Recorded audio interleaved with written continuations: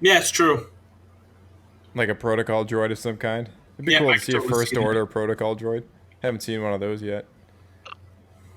Yeah.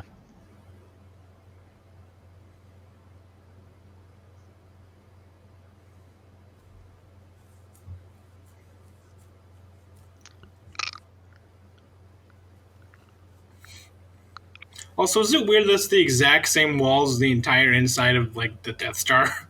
Yeah, well, yeah, the first order is just like taking like 99% of like what the Empire did, and you know, I mean, they probably built their ships off of Yeah, yeah, the remains of the old ones. Oh gosh. just scavenged it. Yeah. Just like, yeah, this isn't actually new. We just, hodgepodged it together, and it looks really cool because it came from really cool stuff.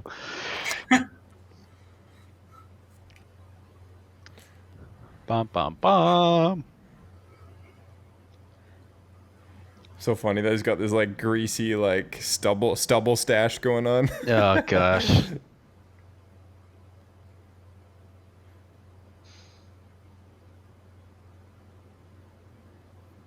Yeah, all this stuff was really cool. I liked all this stuff. Mm. Yeah. Yeah, this was. I think we talked about this. This is like the only like likable segment of the movie. Not this part, but like, Yeah, like the combat scene. yeah, Yeah, the throne room scenes are great.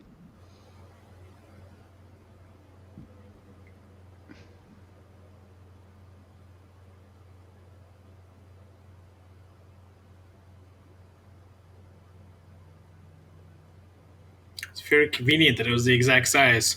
Oh yeah, just oh, yeah. yippee.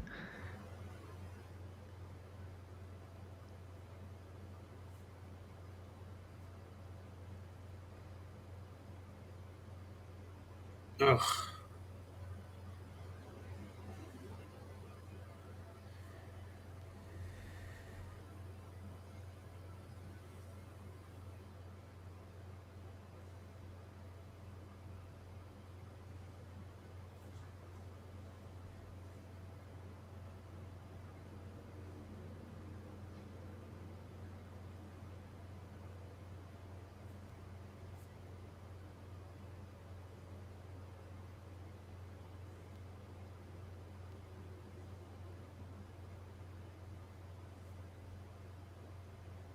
Seal the blast doors.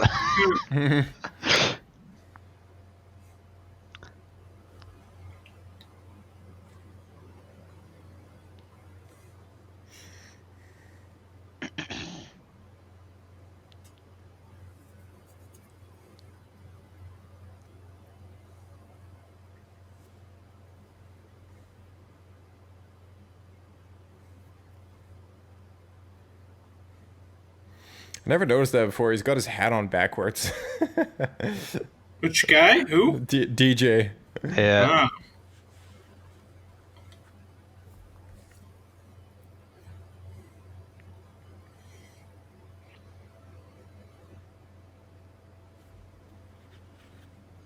Oh boy.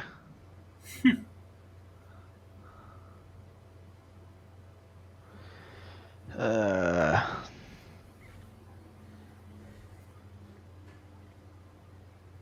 Oh hey, look. Yeah, I guess who's back? he has a Yes, who's chrome blaster. back again.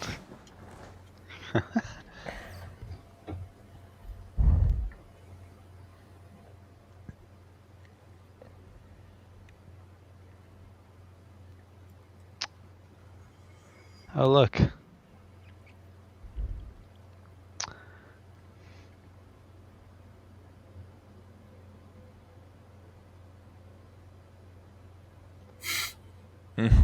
Isn't that the first time since New Hope that we've seen them use the stun Yeah, in the main movies at least? yeah, Yeah, that's that's true. that's correct. Other than Clone Wars, we don't really see it other than New Hope. Yeah.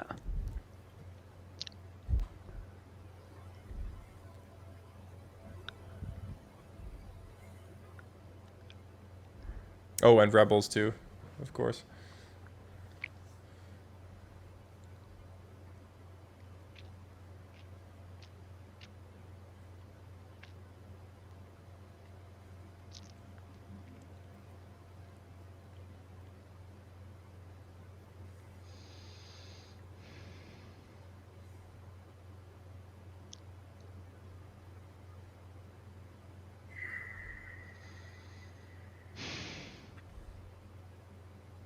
I was not sorry that her character sacrificed herself. I was like, yep, good riddance. Yeah. Like, oh, it's supposed to be so emotional. No, her character sucked. I'm sorry. I hated her character. Between her and the Vice Admiral and Rose, both those characters, no purpose in this movie whatsoever. This entire movie could have been fine without them. Yeah, I can't argue with that. Yeah. My takeaway from this movie was Kylo Ren. I liked how his character developed. Everyone Yeah, else it was had a really bit well of done. Oh, for sure. Yeah, he definitely was the best character in this movie. No question. They nailed it with him. Ray, I don't know. How do you guys feel like they did with Ray's character this movie so far? I was kind of meh about it. Yeah. I feel like most of it is like resides with like a lack of like direction with like Luke's teaching and stuff like that. I think they really dropped the ball with that. Yeah, that's what I was gonna say. Is she's kind of tied to Luke, which is the issue. She probably wouldn't find outside that, but it's just that I feel like Luke wasn't utilized very well. That's right. Yeah, she's tied to Luke, and Luke doesn't want to do anything. Yeah. So wants to pout on his island and be a little hobo hermit. It's like the Jedi are bad. It's not me. Yeah.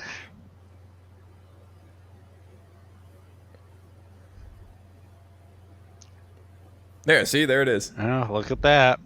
There we go. That's going to be in the special edition edit too, Josh. They're going to clip that out. Palp's going to be in the whatchamacallit, the glass mirror or whatever so far. I mean, we should fine comb these movies and just set it up for them.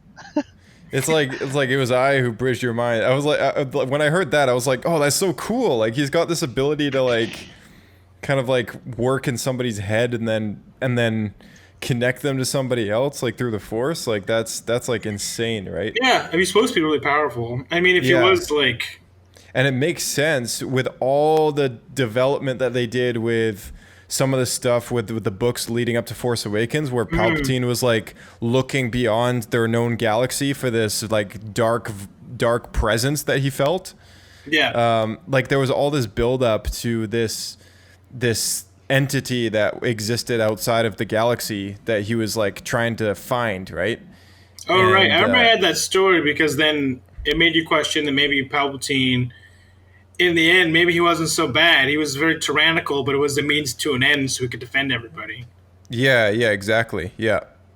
And that's the whole reason why he even brings Thrawn into the Empire in the first place, because Thrawn is the guy who has the ability to give him information on the outside like edge of the galaxy, right? Because he's a Chiss. So he's got information of like hyperspace routes that like the Empire doesn't have and all this stuff. That's the reason why he's like the only non-human admiral ever. Like because the Empire is all like very anti xenophobia or whatever. Yeah, xenophobic. Yeah. So so that's why he's like the only guy that's actually a part of the Empire that's in Alien. And it added so much more when I saw like Snoke's character. I was like, oh, maybe Snoke is like, when are they going to confirm that Snoke is the guy that Palpatine felt in the Outer Rim? But now that whole thing has been scrapped because of Rise of Skywalker, and it turns out that he's just made Snoke on this, and it's like, ugh. And when I started thinking about what that dark presence was, I was like, oh, could it have been like the planet Exegol or whatever? But it can't be, because he's been developing this whole science this whole cloning facility since the days of the Empire, which is why his whole soul was able to survive, because he transfers his essence into that clone body as soon as he falls down the reactor tube of the Death Star. So that didn't make any sense either as soon as I put the pieces together, and I still don't know what that dark presence is. So it's just a lost plot line, all because of Episode 9. Oh, that's really unfortunate. I didn't realize that totally like destroyed that. Episode 9 destroyed a lot of storylines that they were building up. Yeah, even in this movie, it didn't sequelize this movie very well at all. It just tried to stitch a bunch of stuff together to make the sequel trilogy relevant in some sort of way. It was a sad attempt for a finale, that's for sure. Like I've got a lot more to say about the final film than this movie. Fair enough. That's all right. I had my rants in this one, Josh. You get yours in the next one. Oh man, yeah.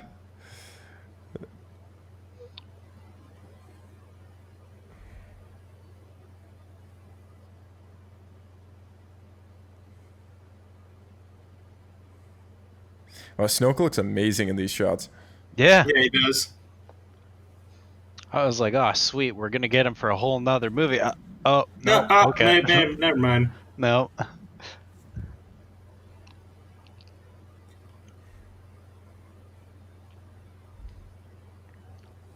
Like, animation-wise, like, you guys can speak to this better than me, but, like, that's a lot of work to put into, like, a character that looks like that. Oh, yeah. That's extremely difficult. Yeah. And they just, like, flush it down the toilet. They're like, nope. Bye-bye.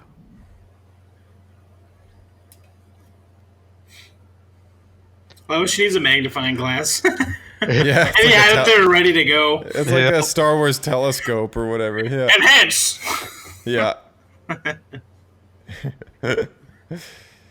It's like a crystal ball, I think is what they're going for. I think so. It's interesting though, that because that red curtain, you can see behind the magnifying glass, the red curtain's actually like pulled back a little bit. Yeah. So like that whole red sheet is just like a sheet basically, because when the whole place glows up in flames, the whole thing burns down, right? Oh yeah, that's right. It does ignite. Yep. So Snoke just really likes very fine fabrics. Yeah.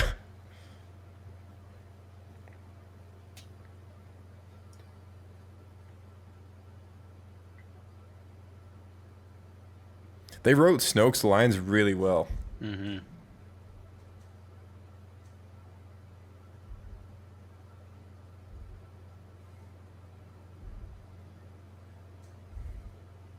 I actually really liked this whole thing. I did too, yeah. Like the way that he realizes that Snoke is in his head and he has to try and like fake what he's doing. Yeah. Like dupe him? Yeah. Yeah. I like that whole thing too. Yeah, it was great. It sucked that they killed off Snoke's character the way that they did, but like, yeah, this whole sequence was awesome.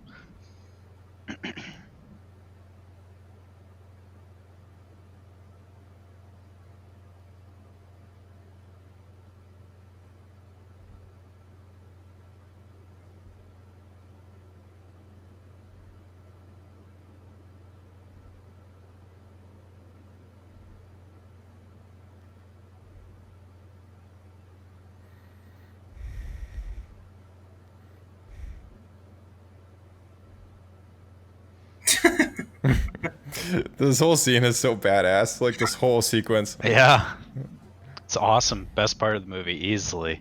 Like, easily. All the little that we can take away. Yeah. The bar's set pretty low already, but this is actually like great. Honestly, this entire whole like section of the movie is just awesome. It's just the only downside is just it screws the being a sequel. Yeah. Like the end battle here, even though it's like, again, it's just like, it's not very original. It's kind of Hoth 2.0. Like, it's still like a great sequence.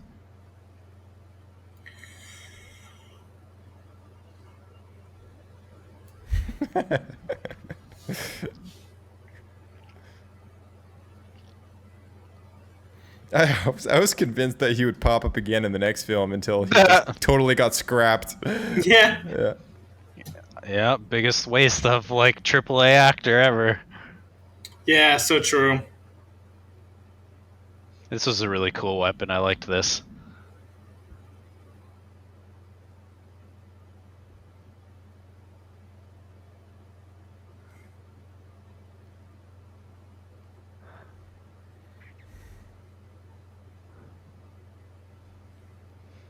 That guy's helmet's kind of dumb, though. Yeah. Not remotely practical whatsoever. No. It's like it has a roof. Yeah. You know what? Jeez. Yeah. That's pretty gruesome. That's probably one of the most gruesome Star Wars kills we've seen so far. I do really like the samurai look to them, though. Yeah. Yeah. You know what'd be cool lore-wise is Samurai. if like their whole face shield is completely sealed, and then it's all a video. It probably is, yeah. It's just this one guy has got a weird hat. The rest of them are all fine. Yeah. Yeah. He is That beheading though, by the way, was pretty awesome. I love that beheading that Ben does. Yeah.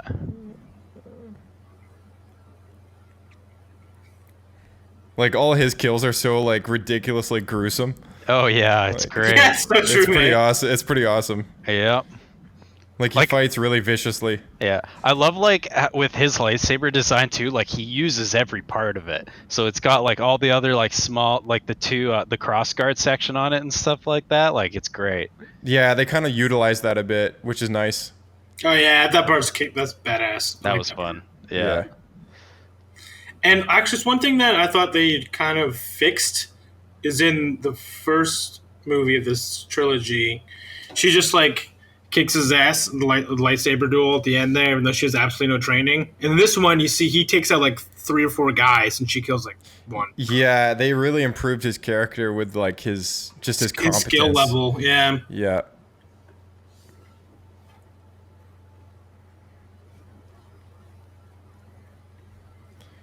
The excuse for the last movie could have been made that it's like he was injured very badly, which is possibly the reason why she bested him. But Yeah. and he was also emotionally kind of torn because There's a he bunch just of killed stuff. his father. Yeah, it's a bunch of stuff, but it all just didn't really come across well when you watch that fight. He's like, why is she so powerful?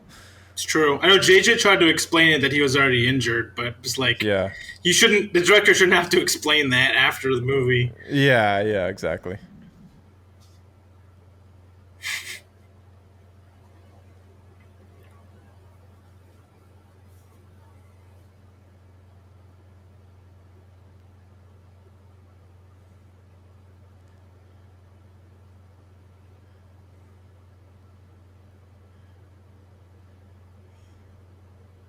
See, she believes that. Like she knows that they were nobody, right?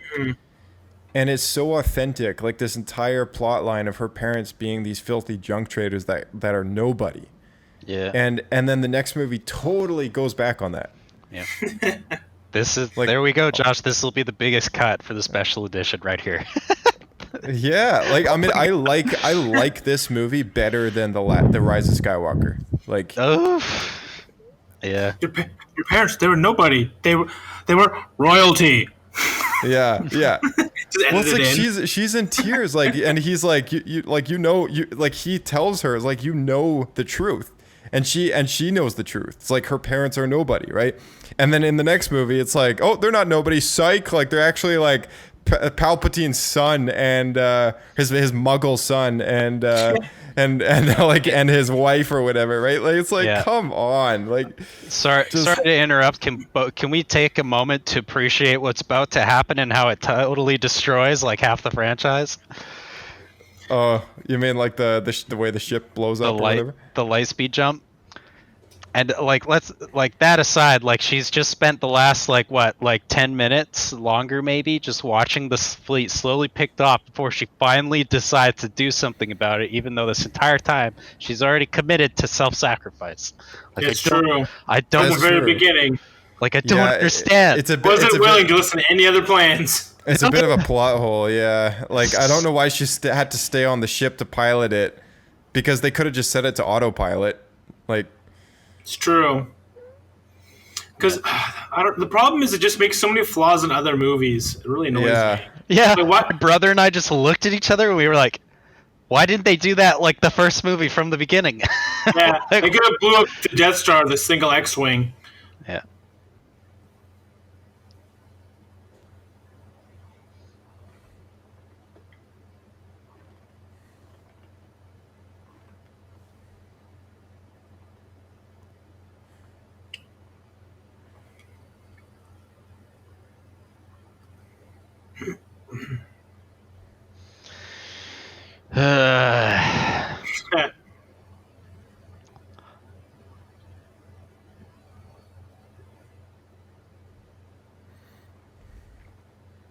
all this stuff was like super cool too. Like Yeah. with them fighting over the lightsaber and then breaking it. Like Yeah. it's like amazing. Too bad it was overshadowed by a terrible movie. Oh, and they had to just fix the lightsaber in the next movie too. Yeah, I don't know why they did that either. It's JJ, let her man. Make her own. Let her make her own lightsaber. Yeah, like let her be her own character, and they just wanted to. So visually, this is so cool, but so stupid. Like ruins so much. I actually didn't realize the fact that it blows up all the other Star Destroyers too. She destroys an entire fleet. Of them. I don't. So if you watch, I don't think it got all of them. It got a lot of them. But yeah, it got a lot of them. So I was just like, okay. Man, it would have been hilarious if, like, you're right. I think her character should have been replaced with like Admiral Akbar because, like, he should have been the one to sacrifice himself. And then, like, before, it's like, it's a trap, like, he just like calls in on them. He just hear over the radio. Yeah. It's on a trap.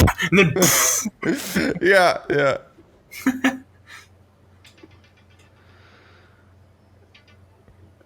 Oh yeah, and then they gotta have the whole duel. All this stuff. Q. It's too lasery.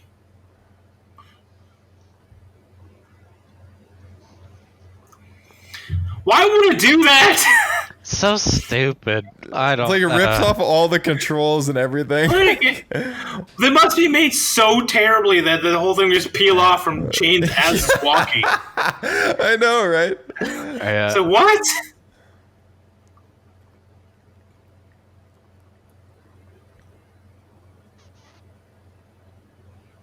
She's like, I got a stick.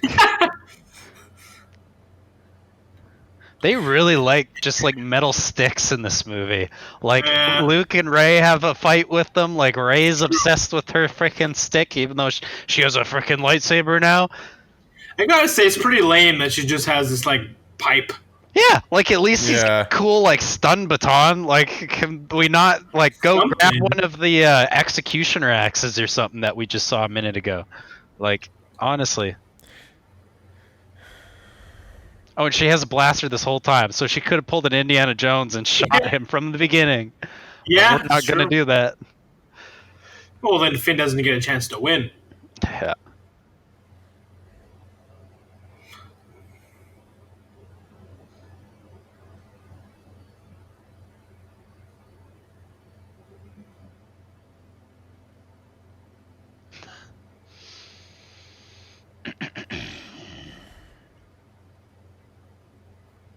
Oh, yeah. Such an underwhelming death.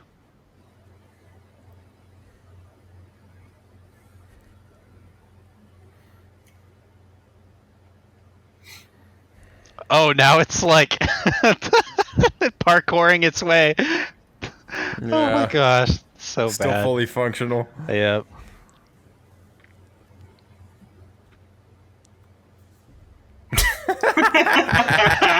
So good, man. Yeah, desktop background right there. Yeah.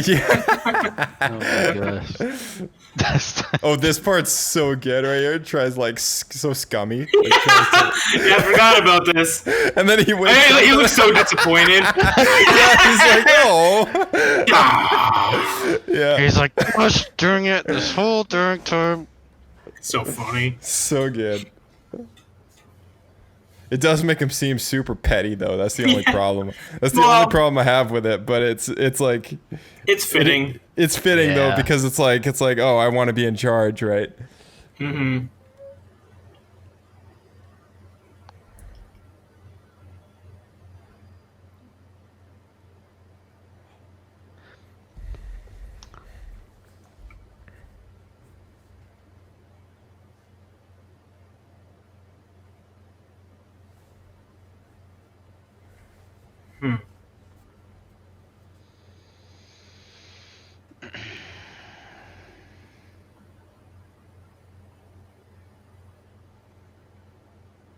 I forgot about this part of the movie. It always feels like it ends. Yeah. Why? Because it was so unoriginal and unmemorable? Well, it just feels so final, and they just like add another ending to it. Yeah. They could have ended the movie there. Yeah, they could have. They could have. They hit the 2 hour. The Rebel scum. Almost the 2 hour mark already. Yeah.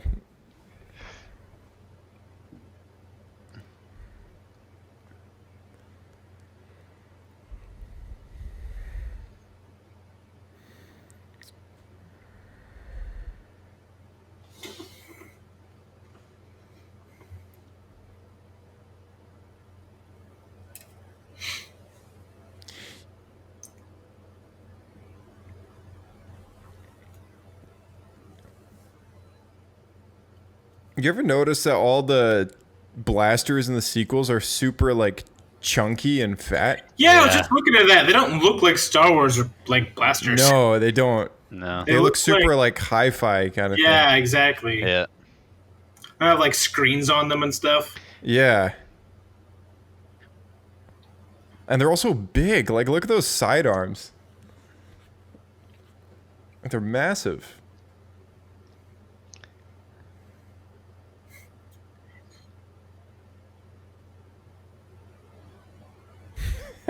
And then nobody shows up. Right. Yeah. It's such an underwhelming moment. I was like, oh, cool. Yeah, we're going to have a whole bunch of like reinforcements. Like what's left of the Republic is going to show up and nothing happens. It's me, Billy D. Yeah.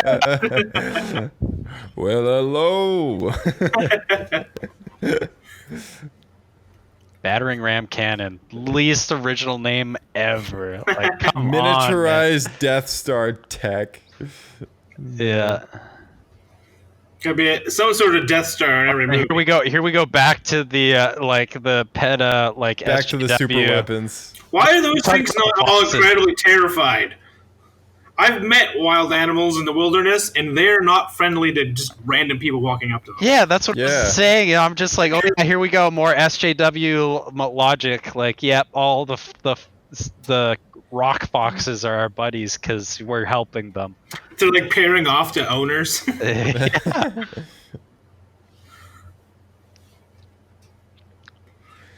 That's not how nature works. Oh, so Gareth Edwards has a cameo coming up. Yeah, Gareth Edwards is in here. It's that guy right there, right? Next to the guy with the helmet. Yeah, that's right. How funny would it be if this guy just got sniped? Yeah, so he like right here, he licks it, and Gareth Edwards is like, "What the crap?" Yeah, looks over at him. Yeah.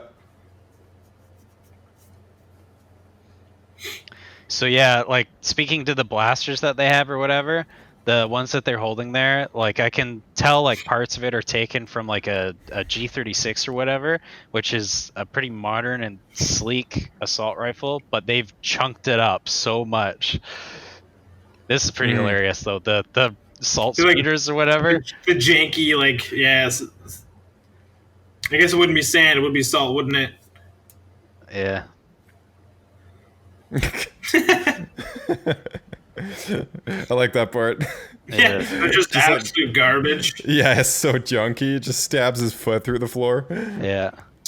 And honestly, this whole thing is pretty, like, beautiful. Artistic. It is, yeah. It's really cool. The visuals with this movie are so good. It's just the movie side. Man. It is not windy enough for them to have open cabs. Just saying. Yeah, I know. I've been in a convertible before. About, like the rock salt getting in their face. Like, just saying, like having that shower down on you ain't gonna be too hot. Okay, nobody turn or cross paths. Yeah.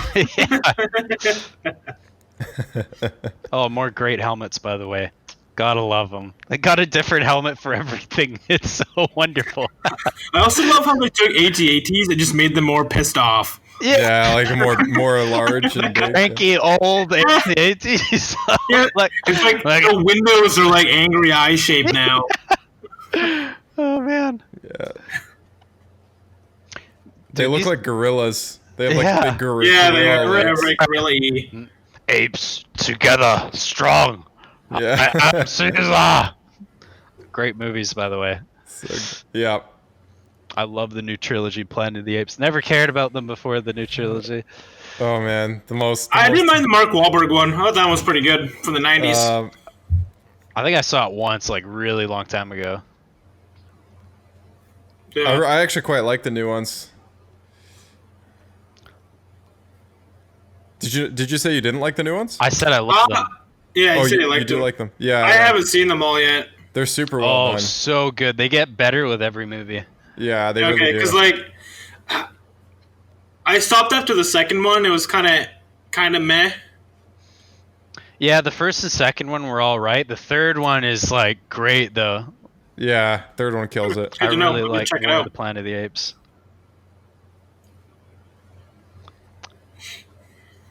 I love how he recognizes the Falcon and he's just so mad. Yeah. Pew pew pew pew arcade game. Pew pew pew pew pew pew. Like one Millennium Falcon gets 20 TIE fighters. Don't worry about it.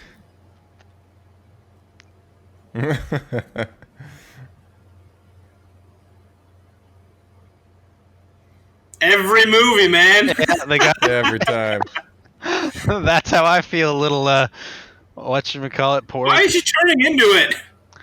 Honestly, did that porg that landed on the window, was that like a practical thing, do you think? Because it looks so janky, like flying across the cockpit like that. Yeah, maybe.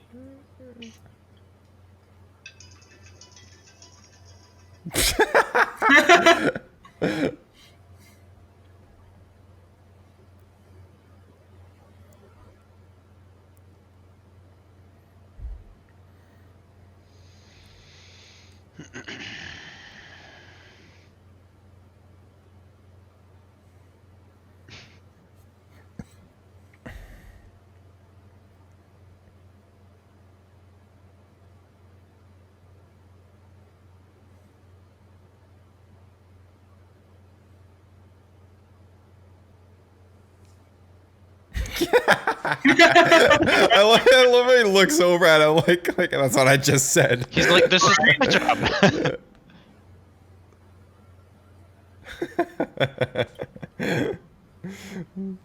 I think it's kind of interesting too how in like this movie they're suddenly concerned about taking like losses. Like, I'm sorry, but like the entire franchise up to this point, like we've made no secret of the fact that like, you know, a lot of people will get killed. But now they're almost out because they've let too many die. Yeah. Hmm. Because they're stupid floating through space baloney.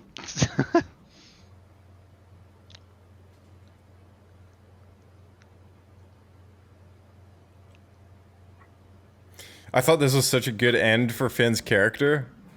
Like, especially considering everything else that he's been through in this movie, which was a waste of time. Yeah. Yeah, exactly. I thought it was like... Sure, you're gonna... Or sorry, go ahead, Josh. Oh, no, I just thought it was I thought it was a surprise ending that I thought, like, I didn't expect this to happen, like, that they would kill off a main character. And then I started, like, liking the ending of this movie as soon as I saw this right here with the music and all that. And then, you know, yeah. Then yeah, I've been open to the idea, too. Yeah. Because, like, he's not all that useful in the next one, either. No, he's so pointless in the next one. It would have been better for him to do this, to be honest. Yeah, yep. I mean, they spent the whole, like, movie, like, crapping all over his character. Yeah, I was like, all right. I mean, you just wrecked his character and any purpose his character, so sure, yeah, let's kill him. Might as well.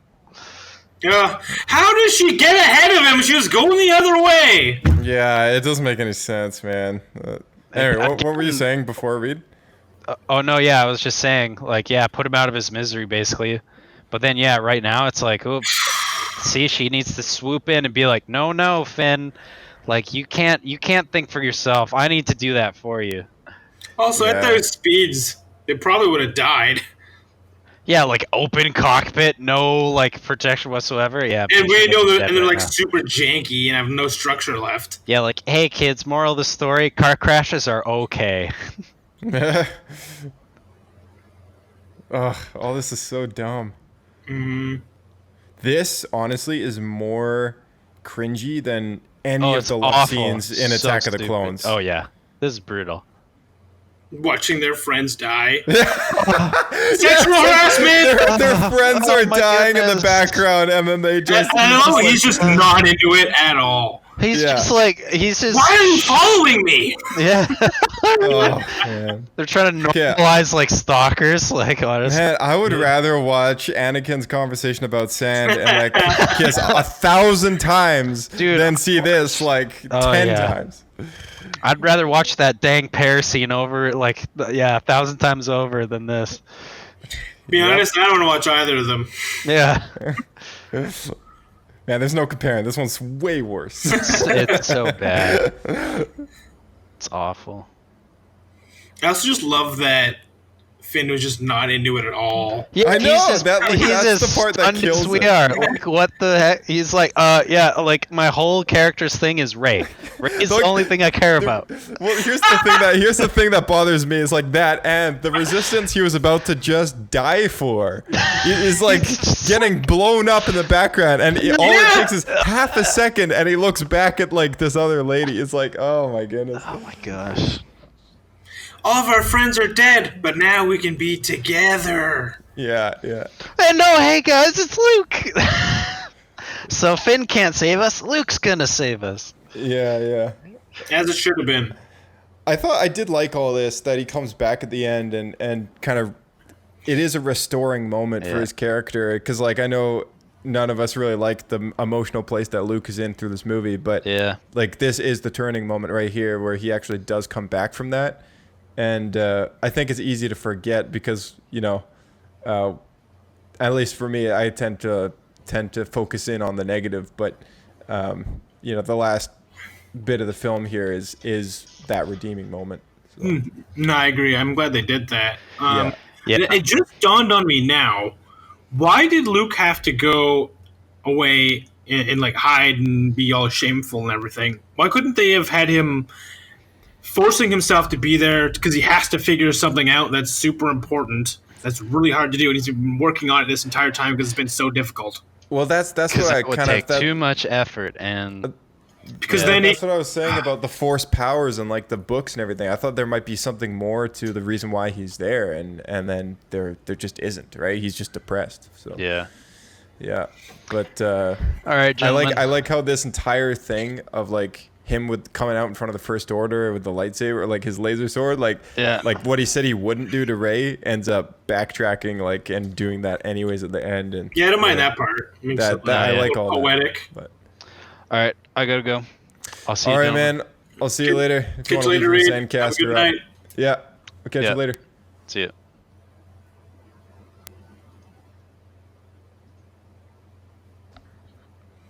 They use that one alien so much in these three movies. They really should have just used like a Rhodian or something instead. Yeah, exactly.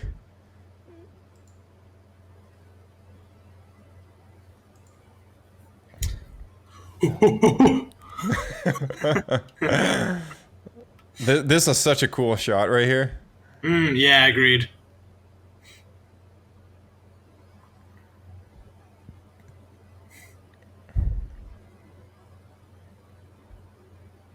Yeah, I really liked all this stuff with like force projection Luke. Like everything like fires on him, he's just like not touched at all. Yeah. I do like the fact that he was like this force projection ghost thing that we've just never seen before, like a force ability that was totally new. And it's funny that they just have everything fire on him at once. Yeah. More! Yeah. More! Man, that's like Disney and their money right there. Like, more!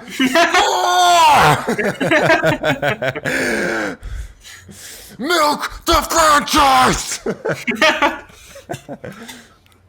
Just watching the cash flow in.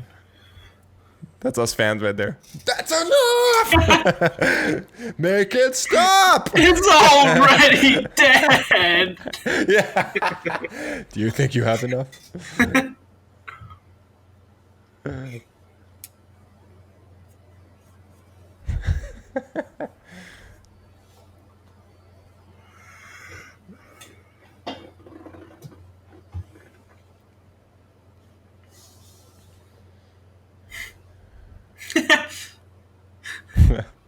You should do an edit where it's just like there's just this like giant blood stain. Yeah.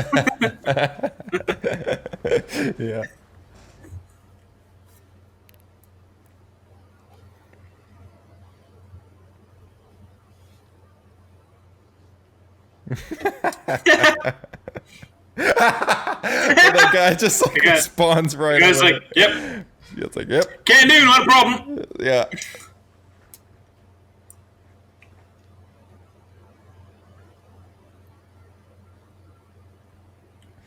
There's so many like random like witty moments in this film like that are like that.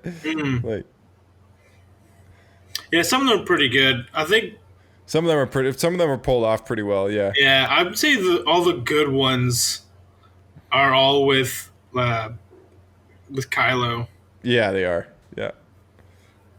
Yeah, usually. I was distracted because I was looking at Finn there, and he looked like he was like a really low budget pirate.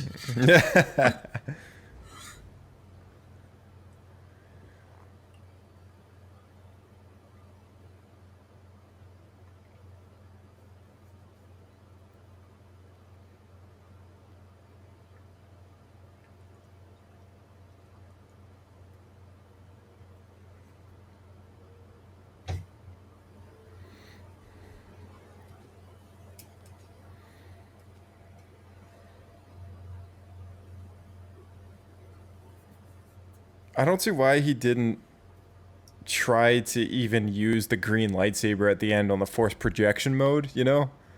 It is strange, you're right. Especially Like because that's the one he's using, and it's like, and it's broken now.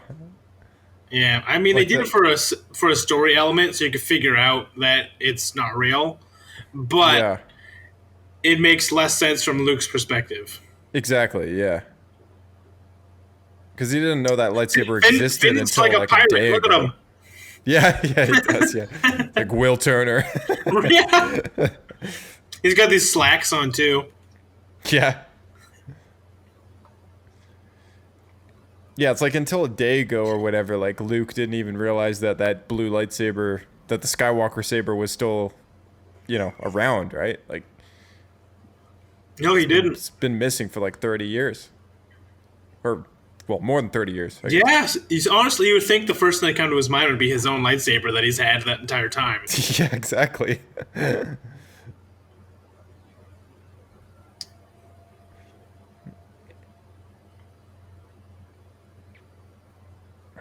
And to me, the green lightsaber is associated with Jedi Luke Skywalker, right?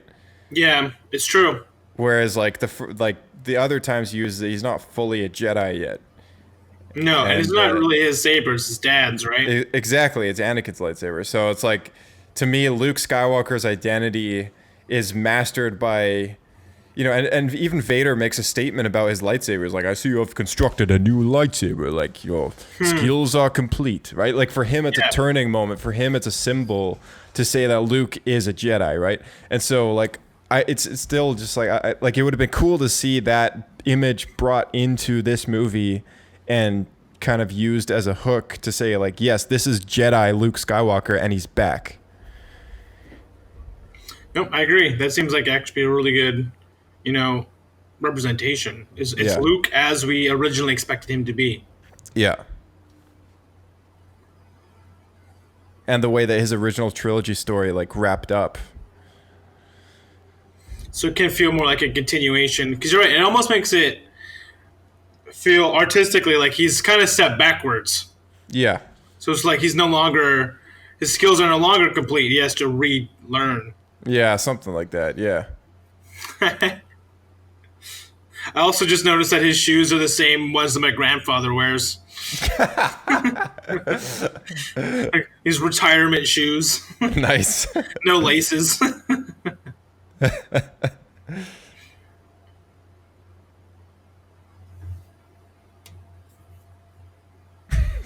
That response. Yeah.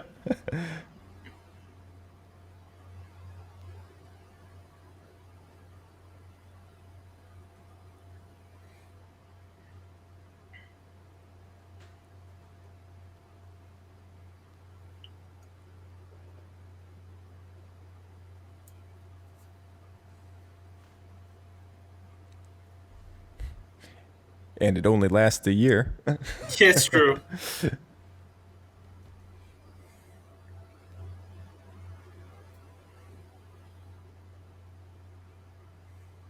Yeah. It's too much. It annoys me so much. All these Jedi Masters and stuff in the prequels couldn't do it. They never showed that much power. It's like Yoda barely was able to lift that massive pillar. Yeah, he struggled. Above. Yeah, it's like that kind of took the air out of him. And he also had to really concentrate to move the X-wing. Yeah, he did. Yeah, like there are something of a limit, even though the Force is limitless. Like there's her skill level should be more the same as when Luke is training and trying to lift that one rock when he's training with Yoda. Yeah, exactly. Yeah. Instead, they kind of went full Force Unleashed. They did, yeah. It was too much.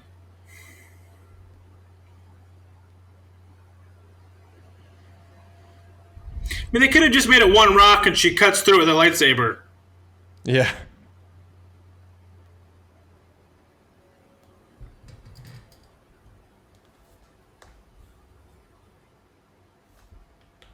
That music is great, by the way. I love this music. This track is one of the best in the soundtrack. This is super intense. John Williams did a great job. Yeah.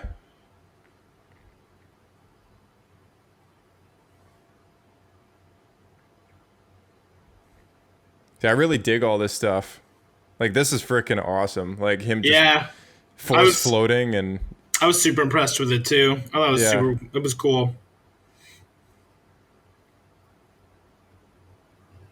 Again, that right there, like, see you around, kid. I was convinced we would get something in the next movie. Yeah, you're right. That makes sense. Why else would he say that? Yeah, and in Colin Trevorrow's script, that's what happened. Like, there was a whole sequence where Luke was, like, haunting Ben Solo. That would have been cool if he was, like... Yeah, like, actually, like, haunting his character. Yeah. See, I don't like this next part. Not a big fan of him dying, eh? Not here.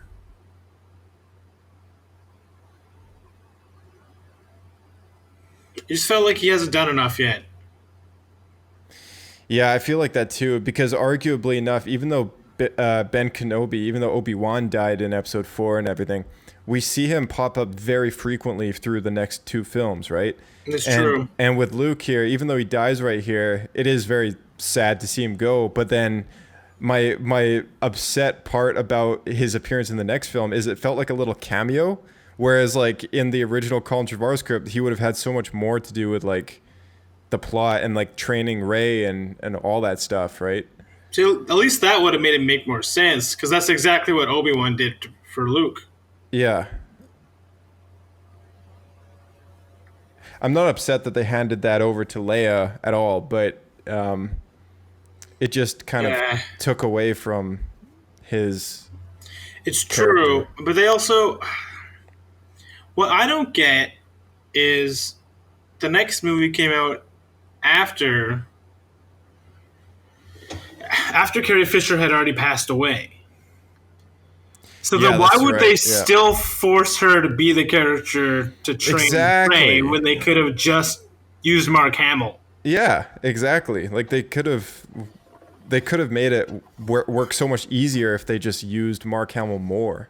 Yeah, honestly, I think they should have done that.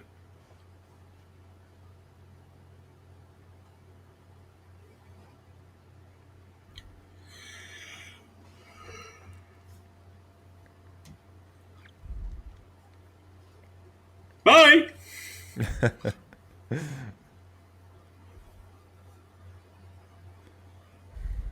Where was Reed off to again? I totally forget. I has to get up in the morning or something. Oh, right. Okay. All right.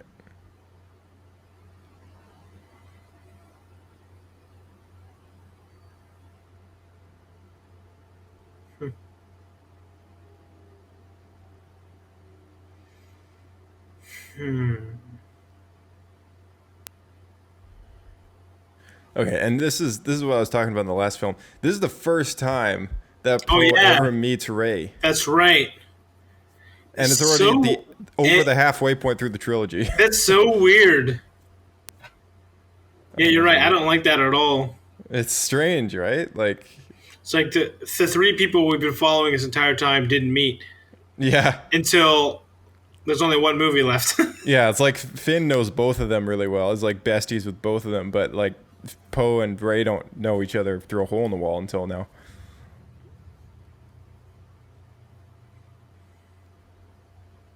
Yeah, that was a massive oversight for the first movie. Yep.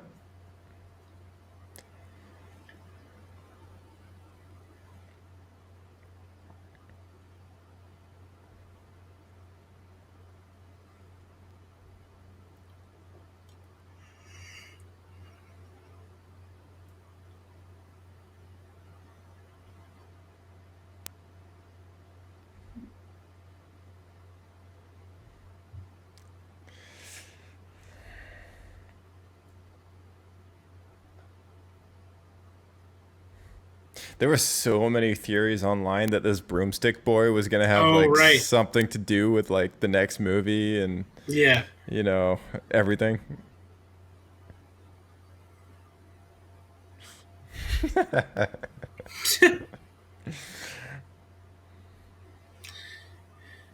you're right. And this never comes up again. Yeah. I think it was just meant to show like there's kids out there that have the Force, and you know there's potential for a new Jedi Order because this broom kind of turns into a little bit of a shiny blade at the very end here, like a lightsaber. Yeah. And he's got the ring and everything.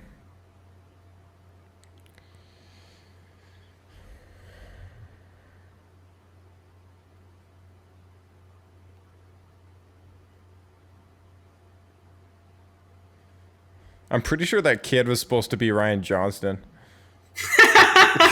Like, I can see that. I'm convinced, man. Like, at last, little Ryan, you did it.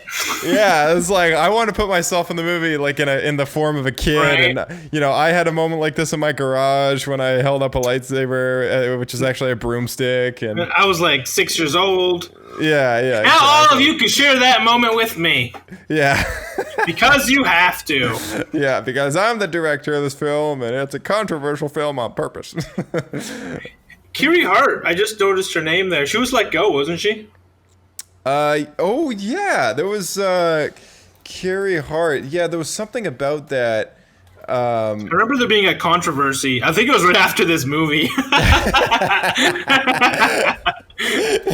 Yeah, so I think Kiri Hart was actually, I think she was like some sort of VP or something. Yeah, Kiri Hart, former vice president of development for Lucasfilm and the lead and development lead for a Lucasfilm story group. Yeah, the story group, something or other. Yeah, so she currently holds the role of consultant, and that is about it. So she's, I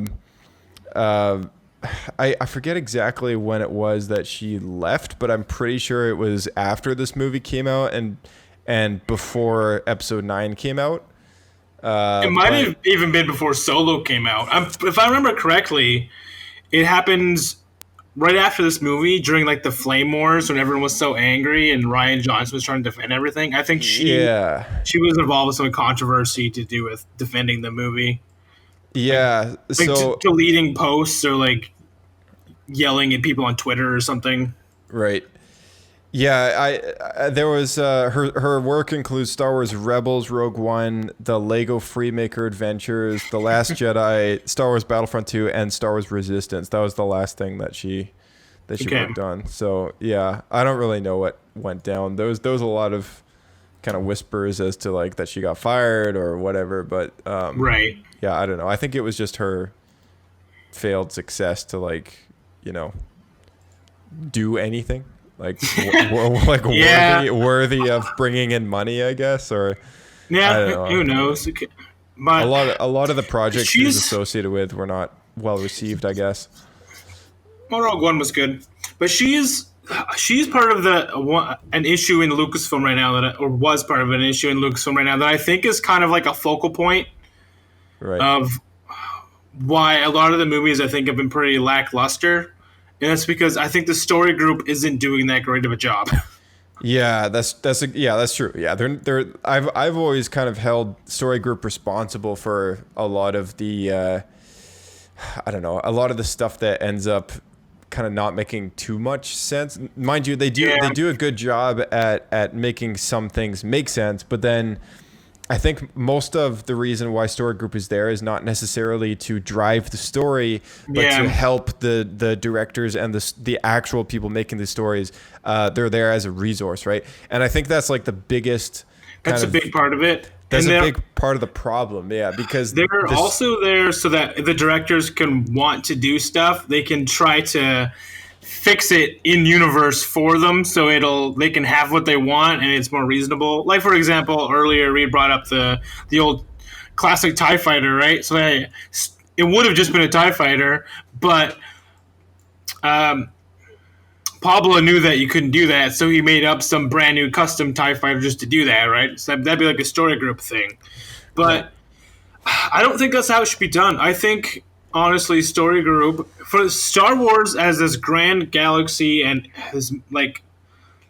these massive stories, they need more connecting, actual story and be more integrated. And Story Group should do what its name says and actually be the group that's driving the story. Exactly. Yeah, and that's what I thought they would be when they announced. What it sounds like when they announced that they would be a thing, right? Like when they first announced Story Group is going to be this this branch of Lucasfilm that's going to be supervising and keeping the story consistent and all that stuff.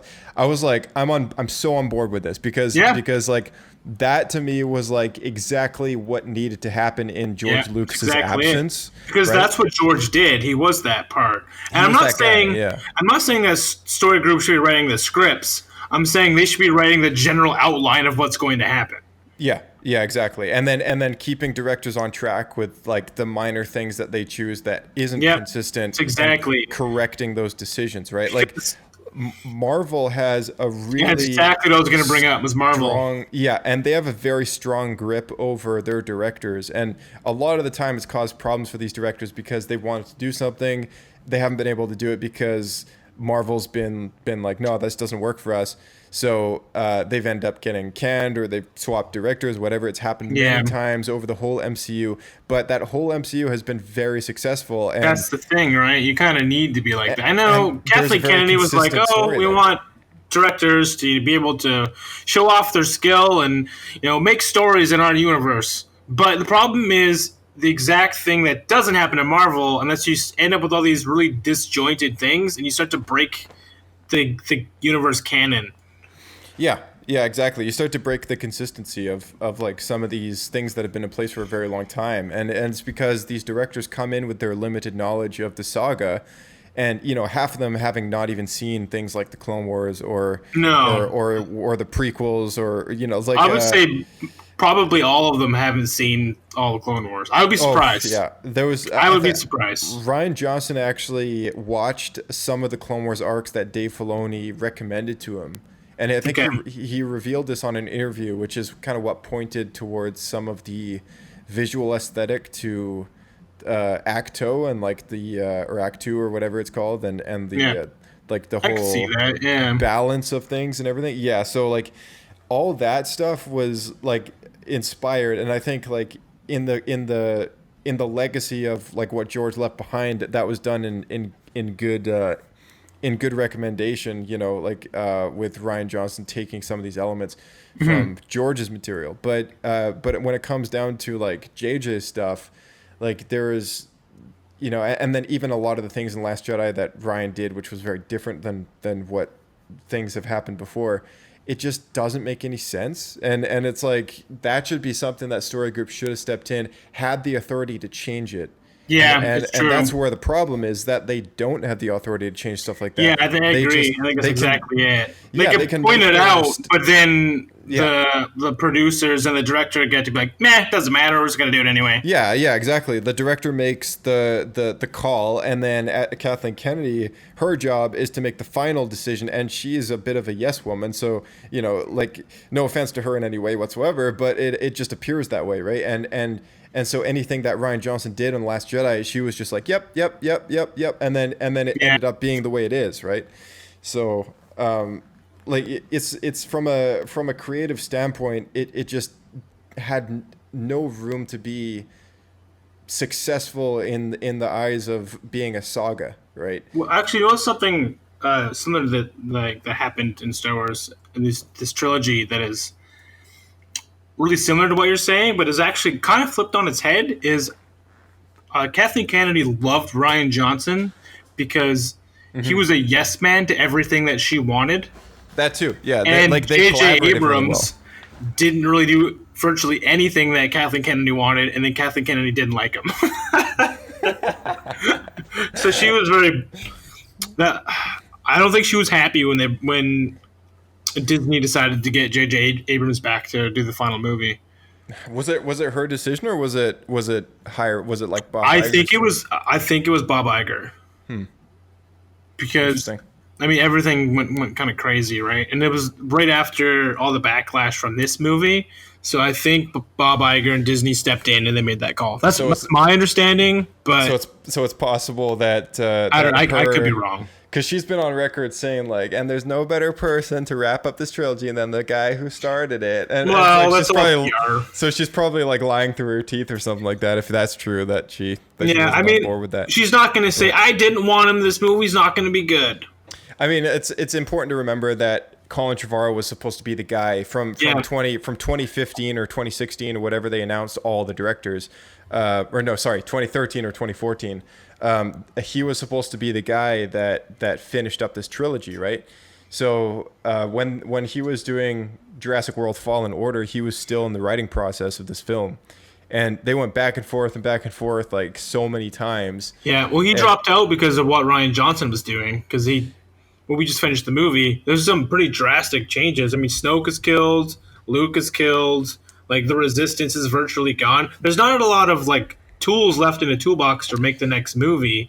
And when Trevorrow signed on, I assume it would have been under the understanding that he would be able to use some of the original characters. Well, it's like Solo's dead, Luke's gone. Like it's either that or he came to because I mean, from what I understand, is that he reached the point where his script was an authentic sequel to The Last Jedi in the sense that it carried a lot of those story elements forward with good faith, right?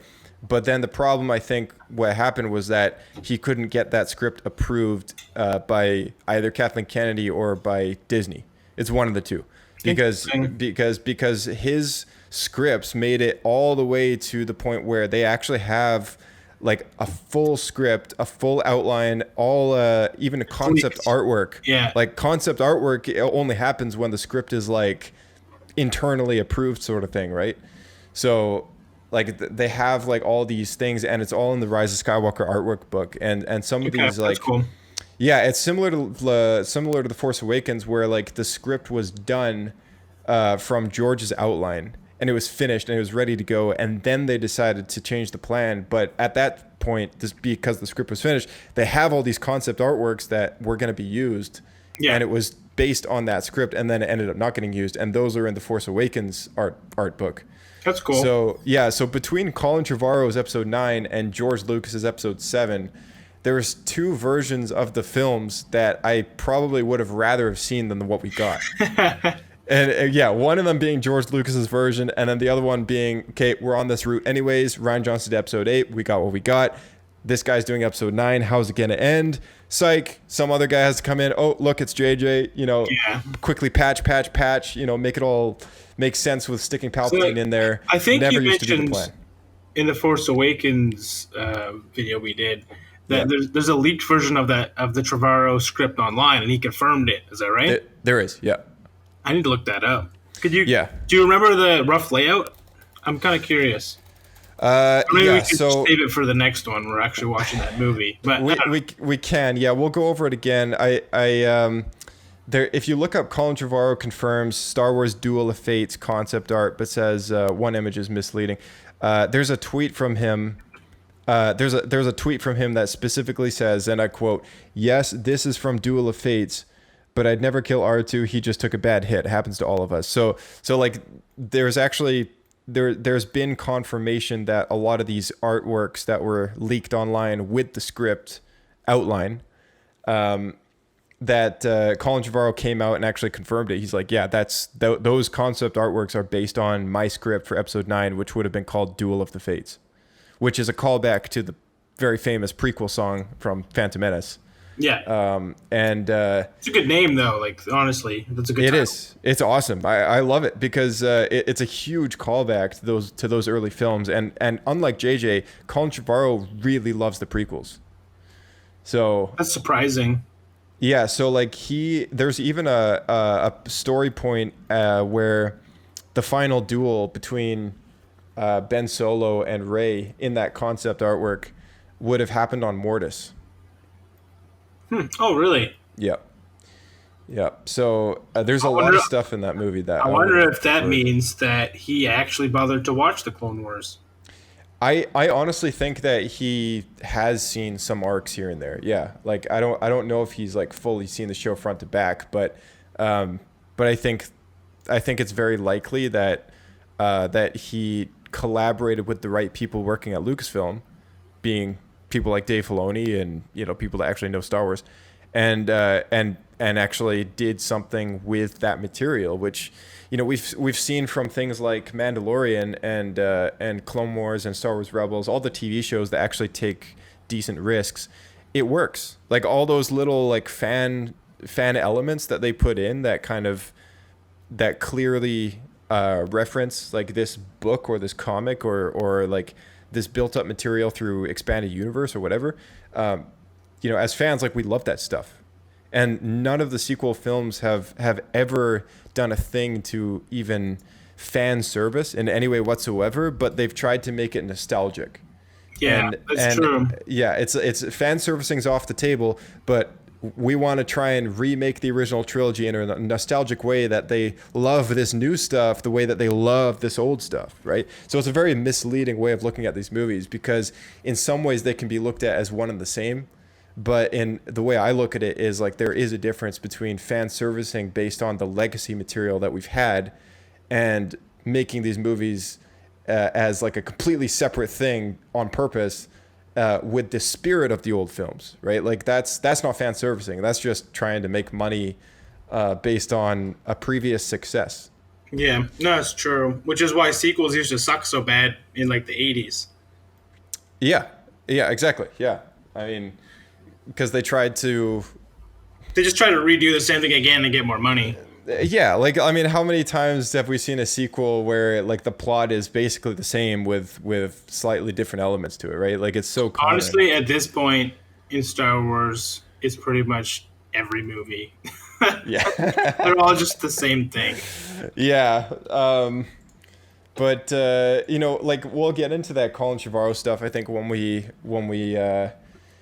I guess finish up Rise of Skywalker. Yeah, and because it's Rise of Skywalker, it'll be our last commentary track, and so we'll make it a little bit of an extra long one. We'll maybe stick around and chat about that Colin Trevorrow difference with the script because like it is worth chatting about again. Yeah, I think so too. Could be honestly, if the script is actually out there, it's worth taking a look at and just seeing what the original plan was before controversy and JJ. I think it's a solid. I think it's not even like a.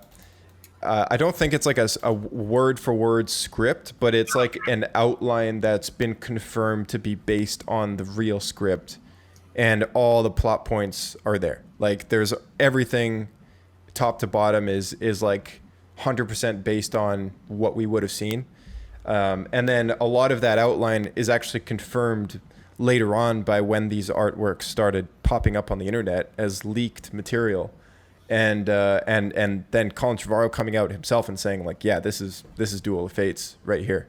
So it's pretty crazy stuff. Like I don't think there's ever. I wish we had more stuff based on George's version of Episode 7.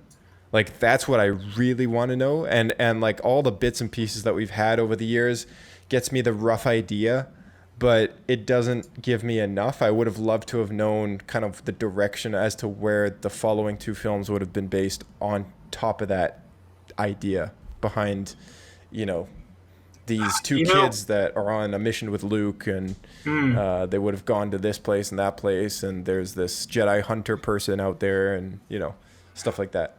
I think the issue is because the trilogy that Disney went with was so poorly received, Disney probably won't ever release those scripts No, they won't. Yeah, because, like, even in like a book form to cash in, because they don't want people to become bitter about what they could have had instead and hate it more. You know what I mean? right. Yeah, yeah. It's a tough thing, a tough conversation to have because of course we all love George Lucas's Star Wars, and I mean, it kind of breaks my heart to know that we just fell short of getting his version of those films, right? But I don't know. I mean, there's people out there that do love The Force Awakens with a passion, like to the point of it being their favorite Star Wars movie. So I mean, they're definitely gonna disagree with me on that. But I didn't mind that one, to be honest. The one we just watched tonight, Last Jedi, to me is the one I think I have the most issues with, and it's not even like necessarily the concepts that happened in the story. It's just so much of it just to me felt like fluff. right. I just feel like Yeah. it's kind of a waste of time. Yeah, no, I can, yeah, a lot, like half the plot line, waste of time. A lot of the characters, waste of time. Some of the moments, waste of time. But then there's so many moments as well, which, here's the thing about this movie. As soon as there's a moment that's like, oh, that's cool, there's a moment after it that just kills it. Yeah, it's true. Throughout the whole thing. And it's like, And this movie, see, the last one actually was like The Force Awakens didn't really do this, and the next one, I can't remember if it does or not. But I had found that this movie, The Last Jedi, had a lot of weird political stuff planted into it, like the whole PETA thing, with like got to save the horses, and then just the dealing with like the communist wealthy people on that planet. yeah. And there's just, and as Reed was mentioning before as well, they're like forcing in these characters that are in leading roles just because they're women, even though they're not really.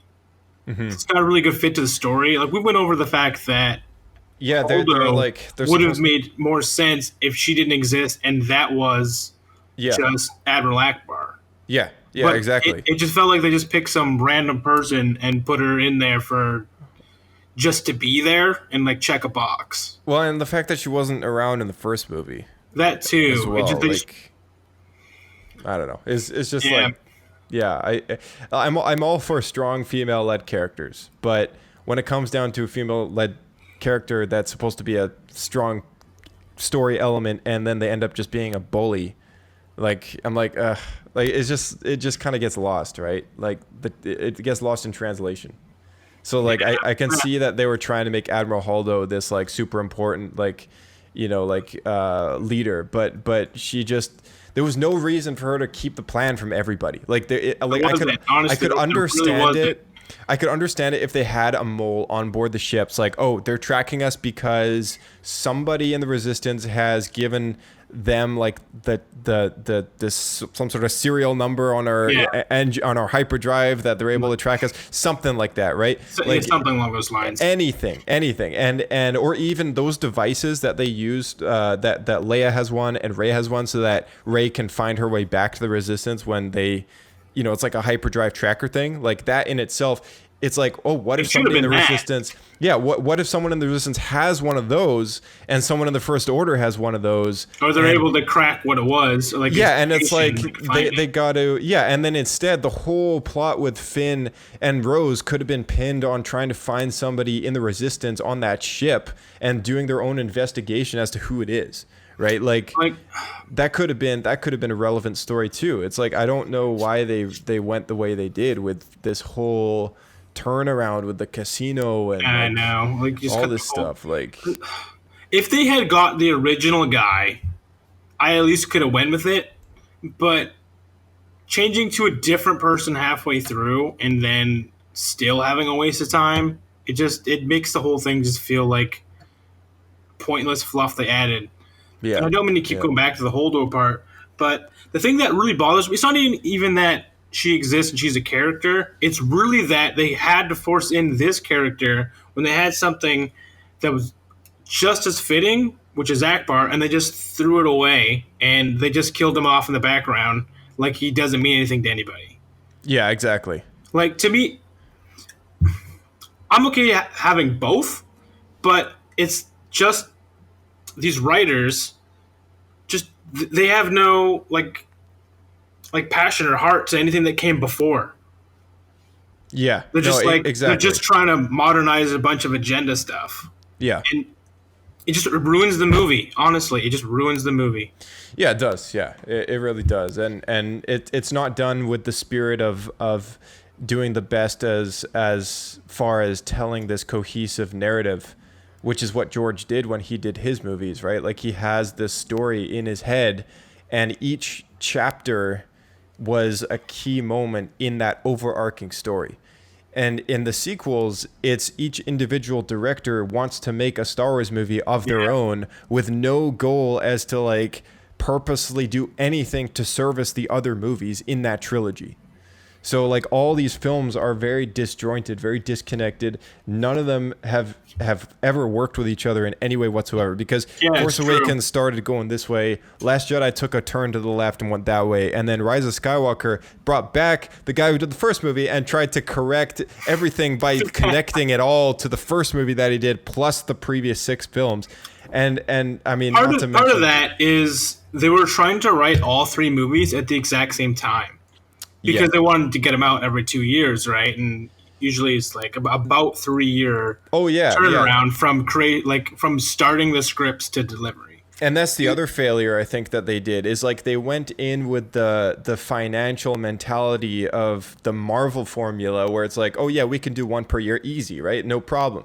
But then the Marvel formula also contains a very important element, and is the fact that you have a guy like Kevin Feige who literally keeps this whole thing a machine that actually works as far as consistency goes, whereas like the Star Wars machine doesn't work because Kathleen Kennedy's not that person. No, like she must be a great producer to be where she is, but she's not in the position to make shots when it calls as far as story elements go. No, right? She's not a story person, and that's why she wanted these directors to have total creative control. Exactly. She knew that she didn't have that skill set. And that's also why I think it was probably her call to make this story group, and it's a brilliant decision, but it should also have been her decision to purposely make them more in charge of stuff. Like she should have given them more power when it comes to some of these decisions that have been made.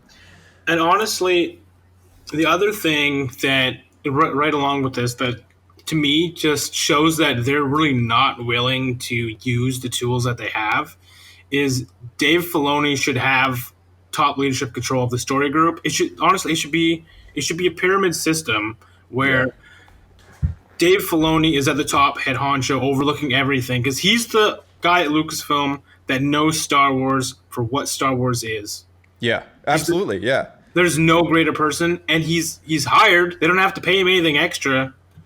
He's there. Yeah, he's there. He's the best resource there is. Honestly, it should be him at the top, overlooking the story group that then goes down to the directors. That's what it should be. But instead, they give it all to the directors, and we end up with this weird, disjointed mess. Yes, yeah. And I mean, Kathleen Kennedy's got to fit in there somehow as well. So it should be like Kathleen Kennedy, Dave Filoni, story group, directors, producers, and then everybody else, right? Like... like it should be, because I would love to say that Dave Filoni sits on the throne and we don't hear any more about Miss Kennedy ever again. But quite frankly, it's like she is in the position she is, and it's there should be 2 positions. Like she doesn't do story, and that's she should handle all the business stuff, right? Like she should handle all the stuff that she's good at, which is what she's been handling. She hasn't been doing stories at all, any scripts. She just she coordinates between everyone and looks after the directors who have full control. So even in her position as CEO, she's still been playing producer this entire time. And it's like I think like it's like that's great. That's what she knows, but again, like she's not in the position to make any story decisions at all, right? And that's exactly where you're going with this too. Like Dave Filoni should be the guy at the top making all those story decisions. And, you know, she should be the one that takes care of all the business stuff. And then you have everyone else below, including story group and everything. Honestly, I think that's the one thing that's missing, is they're missing the position of connecting all the stories together. They need someone in that spot. And maybe they weren't willing to trust Dave because he'd only done animated at the time. But now that he's done Mandalorian, there's absolutely no reason to not give him the spot. And I'm hoping exactly. that this was a dry run to put him in that position. Yeah. Because I hope so too. I can't see Lucasfilm being so blind to overlook that guy for something of a position of that caliber. Oh man, I don't know like what Lucasfilm would do without him. Quite honestly, frankly, if he wasn't there, I think the entire franchise would fall apart. I really do. And here's the thing about Dave Filoni, right? Like we all know him to be just not only the director of and producer of like Clone Wars and Rebels and all that, but I mean, like, it's very important for a lot of people who don't know Dave very well to understand that this is the guy that George Lucas invested himself into. Like, he is the guy that George not only just hired to direct the Clone Wars, while George called all the story shots, but George took time, a lot of the time, at the story table to make Dave help Dave understand his Star Wars. Like, Dave was George's Padawan. Yeah, and I think that was the whole mentality of that position that he gave Dave in the beginning. When he didn't just hire him to be the director, he hired him to be his protege. And I think he knew that going forward, he would need somebody like that. And this all works into these new films as well. Like, I think maybe he thought, even though Clone Wars was still supposed to go on for another couple of years with another 3 seasons ahead of season 5, which is when they canceled it. But I mean, I think Dave was like, at that time, he was like killing it with Clone Wars, and I think at that point it was proof and evidence that he had so much more to offer than just to be the guy in charge of this one animated show. Absolutely, absolutely. Yeah, but I mean, we've hit the 3-hour mark, so let's we should call it a night. But I mean, we'll get into episode 9 next week. I guess as of this current recording, we have the after show for Mandalorian season 2 episode 1 tomorrow. Yeah. So that'll be interesting. I think it's been floating around on the Twitter sphere that Monday onwards is spoiler-free social media posts. So when it comes to Mandalorian stuff, I guess fans are being courteous and giving other fans the chance to watch it over the weekend. So as far as Monday rolls around, that's kind of when. It's time to do it. It's free to talk about, and I've seen other shows pop up their after show literally the day that the episode comes out, which is fine. But I mean, I think it's reasonable enough to, like, we can all kind of watch it in our own time. We'll do a group watch together, kind of the day that we do the episode, and then we can chat about it, and then that even just gives you like, multiple viewings to kind of digest what's going on. It gives us that's fine. I still haven't seen it yet, so. Oh, you haven't? Oh, okay, all right. No, I was way too busy all weekend. Right. Yeah. No, that's fair. That makes sense. Yeah. Tonight would have been my first chance to watch it, but we're doing this. Yeah. Well, I'm looking forward to it. I did watch it once. There was a lot that I loved about it. Yeah, I saw some of your tweets between you and Mandalorian. Yeah. Yeah, Ian. For all those guys listening, Ian is a special guest we've had on a couple times on the show, and he's a good guy. But anyway, let's wrap it up, shall we? So thanks for coming on there, Blake. I guess no problem. Happy to be here. Always a fun time. Look forward to some more. Always. And I guess we'll catch you on the next one. Yeah, and honestly, if there's anything we can say after tonight, the worst is over. Well, we still got Rise of Skywalker to get through, but we'll see about that. All right, everybody. Thank you again for tuning in to our commentary track for Star Wars Episode 8, The Last Jedi. I hope you enjoyed a bit of the after show that happened there. But, we're looking forward to just wrapping up these commentary tracks. I mean, these sequels are definitely, as you can tell, not our favorites. And by no means do we discredit anyone who does like these films, because that is totally up to you. You might love these films and hate us for hating on them a little bit, but that's okay. We're all fans that love Star Wars so much that we're willing to also criticize it because we love it so much, and we feel so attached to certain storylines and certain narratives, and and everyone's got their own thing about it. But we got Mandalorian Season 2 right around the corner. In fact, when this episode drops, the first Mandalorian episode will have come out, and I believe our after show for that first episode will also have dropped. So we're looking forward to wrapping up these commentary tracks and publishing them out, and just moving on with Mandalorian. But if you guys have anything else that you want the Star Wars Escape Pod to chat about, whether it's a book or a comic series or whatever, just let us know. Send us some feedback about this thing. Let us know your thoughts on The Last Jedi. Did you hate this commentary track? Did you love this commentary track? What are your feelings on the movies? Send an email to theescapepod@outlook.com, and our Twitter is @SWEscapePodcast. We'd love to get in touch. Feel free to drop us a voicemail, and everything else is in the description below. So we'll see you guys next time, and may the Force be with you.